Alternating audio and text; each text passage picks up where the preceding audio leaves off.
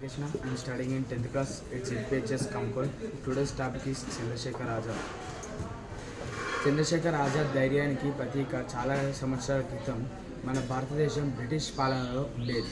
దేశ ప్రజలు స్వేచ్ఛ కోసం పోరాడుతున్న రోజుల్లో ఒక బాలుడు తన గుండెల్లో దేశభక్తి జ్యోతిని వెలిగించుకున్నాడు. ఆ బాలుడే చంద్రశేఖర్ ఆజాద్.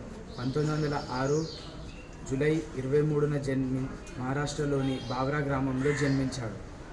చిన్నప్పటి నుంచే అతనికి దేశం మీద ఎంతో ప్రేమ ఉండేది. దేశం బానిసత్వంలో ఉండడం అతనికి చాలా బాధ కలిగించేది. అందుకే చిన్నప్పటి వయస్సు నుండే స్వాతంత్ర ఉద్యమంలో పాల్గొన్నాడు.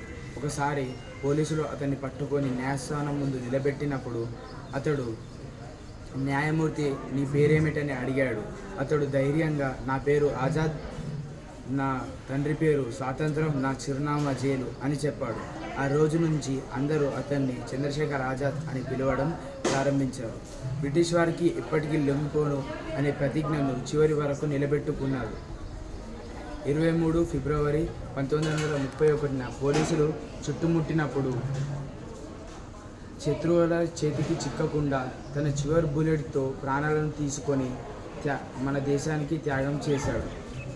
దీని ద్వారా విద్యార్థులు ఏం నేర్చుకోవాలంటే దేశభక్తి, ధైర్యం, ఆత్మవిశ్వాసం,